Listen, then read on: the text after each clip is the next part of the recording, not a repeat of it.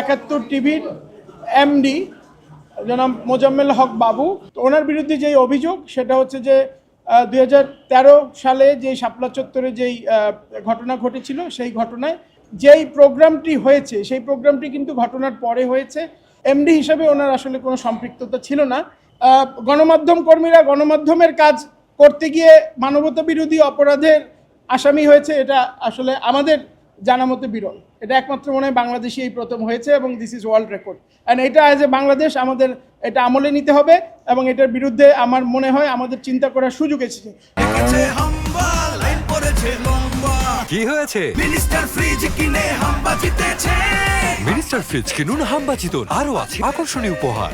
সব মামলা এখানে আসে না, সব কিছুই সিস্টেমেটিক, টার্গেটেড, ওয়াইড স্প্রেড এখানে হিসাবে আখ্যা দিয়ে এখানে আনা যায় না। তাহলে আপনার মুরগি চুরি সারা বাংলাদেশে হয়, সো মুরগি চুরিও সিস্টেমেটিক, কারণ মুরগিকে আপনি টার্গেট করে মুরগি সারা বাংলাদেশে পাওয়া যায়, তাহলে মুরগি চুরিও এখানে আসতে পারে, আমি এটা মনে করি। আমি সাংবাদিকদের থ্রেট করি না, আমি নিজেও গণমাধ্যমের ছাত্র, গণমাধ্যমে বিশ্বাস করি এবং আমি অনেক দিন এটা নিয়ে চর্চা করেছি এবং পড়িয়েছি।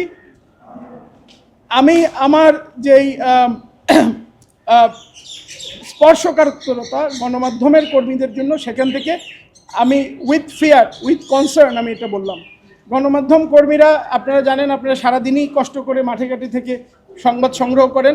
আপনাদের ন্যারেটিভ কারো পছন্দ হতে পারে, আপনাদের ন্যারেটিভ কারো অপছন্দ হতে পারে, আপনারা অনেক চিন্তায় অনেক বিশ্বাসী হতে পারেন, সেইটা আপনাদেরকে, বিকজ এটা ফ্রিডম অফ এক্সপ্রেশন, এই জিনিসটা বুঝতে হবে। আর্টিকেল 39 ফ্রিডম অফ এক্সপ্রেশন, আপনাকে এক্সপ্রেস করার ফ্রিডম দিয়েছে এই সংবিধান। আপনি আপনার ফ্রিডমকে, সাংবিধানিক অধিকারকে কাজে লাগিয়ে এক্সপ্রেস করেছেন, নিউজটা ব্যক্ত করেছেন। সেইটা যদি কারো অপছন্দ হয়, সেটা যদি তারা মনে করে আমার বিরুদ্ধে গেল, অ্যান্ড সেই কারণে যদি আইসিটিতে মামলা হয়, তাহলে এটা হচ্ছে দুঃখজনক আর কিছু হতে পারে বলে আমি মনে করি না। এটা তো ওনারা প্রমাণ করবে কি ভূমিকা আছে। আপনারা কি বলবেন? আমরা তো বলবো যে 58 জন যে আসলেই মারা গেছে, 58 জনের তো বিস্তারিত আসতে হবে, এরা কারা, এবং এটা নিয়ে তো বিভিন্ন জায়গায় বিভিন্ন ধরনের রিপোর্ট এসছে, বিভিন্ন সংখ্যা এসছে। তো এখন আমরা এখনো আমরা যেহেতু ফুল ডকুমেন্ট এখান থেকে পাইনি, বাট আমি এতক্ষণ যেগুলো বললাম যে আসলে 58 জনের সংখ্যাটাও কি ঠিক কিনা, সেটাও একটা বড় প্রশ্ন।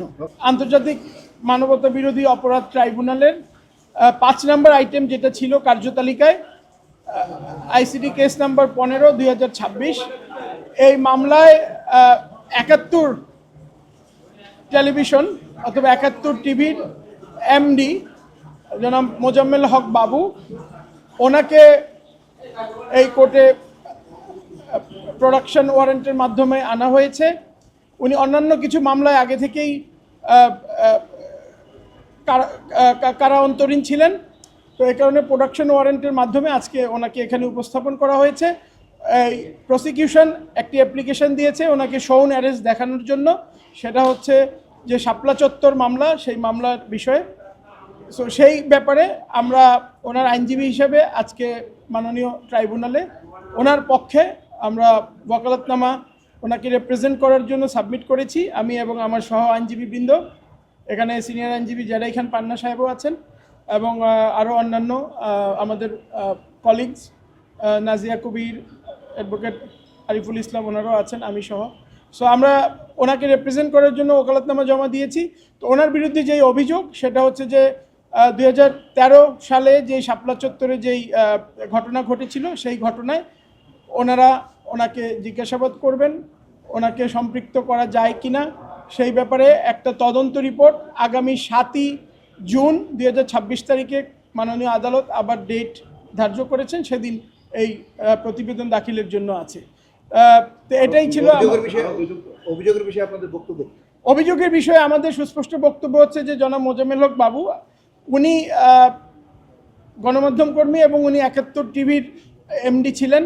তো সেখানে ওই যেই প্রোগ্রামটি হয়েছে সেই প্রোগ্রামটি কিন্তু ঘটনার পরে হয়েছে, যেই প্রোগ্রামটি নিয়ে ওনাকে আসলে অভিযোগটা আনা হয়েছে কেন্দ্র করে, এবং এই প্রোগ্রামের সাথে কিন্তু এমডি হিসেবে ওনার আসলে কোনো সম্পৃক্ততা ছিল না, এবং সেই প্রোগ্রামের যেই আপনার বিষয়বস্তু এবং প্রোগ্রাম যেই সঞ্চালনা থেকে শুরু করে অন্যান্য যেই কি আলাপ হতে পারে এগুলো আসলে এমডির স্কোপ অফ ওয়ার্কের মধ্যে পড়ে না। এক, দুই হচ্ছে একজন সাংবাদিক অথবা গণমাধ্যম প্রতিষ্ঠানের সাথে জড়িত লোক, এদের মূল দায়িত্ব হচ্ছে যে একটা দেশে অথবা পৃথিবীতে কি ঘটে এই খবরটা জনগণের কাছে পৌঁছে দেয়া, যাতে জনগণ ইনফরমেশন পায়, বিকজ এটা রাইট টু ইনফরমেশন। এবং আর্টিকেল 39 যে ফ্রিডম অফ এক্সপ্রেশন, এগুলো কিন্তু মানবাধিকারের মধ্যেও পড়ে। সো এগুলো ওনাদের দায়িত্ব, এবং আমরা সবাই জানি যে জনগণ যদি খবরটা জানতে না পারে তাহলে সরকারের জবাবদিহিতা, স্বচ্ছতা এগুলো নিশ্চিত হয় না। সো সেই কারণে ওনারা পিওর গণমাধ্যম কর্মী হিসেবে, গণমাধ্যমের লোক হিসেবে ওনারা ওনাদের দায়িত্ব পালন করেছেন, এবং সেই দায়িত্ব পালন করতে গিয়ে ওনারা এখন এত বছর পরে ওনাদেরকে সেই ঘটনার যেই মামলা হয়েছে, ঘটনাকে কেন্দ্র করে সেই মামলাতে অভিযুক্ত করা হয়েছে। জি, প্রসিকিউশন এটা অনেক দিন থেকেই, শুধু এই মামলায় না, অন্য মামলায় বলে আসছে। এমনকি আপনারা দেখেছেন যে আপনার জঙ্গিদের ঘেরাও করে তাদেরকে সেখানে মারা হয়েছে জঙ্গি বলে চিহ্নিত করে, কিন্তু সেটার জন্য এখন মামলা হয়েছে। সো এইটা নিয়ে আমাদের বক্তব্য হচ্ছে এই যে আমরা সব বিষয় যদি আইসিটি ট্রাইব্যুনালে নিয়ে আসি তাহলে আমরা একটা সময়ে এই ট্রাইব্যুনালের যেই অ্যাকসেপ্টেন্স টু পিপল, এটার যে গ্রহণযোগ্যতা এবং যে স্যাংটিটি, এটাকে আসলে আমরা আস্তে আস্তে প্রশ্নবিদ্ধ করে ফেলবো। সব বিষয় এখানে আসে না। একটা গণমাধ্যম কর্মী, গণমাধ্যমে তার যে কাজ সেটা উনি করেছেন, এইটা করার জন্য যদি মানবতা বিরোধী অপরাধ হয় তাহলে এই যে আপনারা আজকে যে আসছেন এখানে, এই আপনাদেরও বিভিন্ন রিপোর্ট আগামীতে এরকম এই মানবতা বিরোধী অপরাধ হিসেবে চিহ্নিত হতে পারে। 58 জনকে তো আসলে আমরা কখনো দেখি নেই। 58 জনকে চিহ্নিত করা হয়েছে কিনা, ওদেরকে কবরস্থ কোথায় করা হচ্ছে, ওদের পারিবারিক যেই কি বলে বিস্তারিত যেই বিবরণ সেগুলো এসেছে কিনা, এইগুলো দেখতে হবে। এগুলো আমরা এতদিন পাইনি।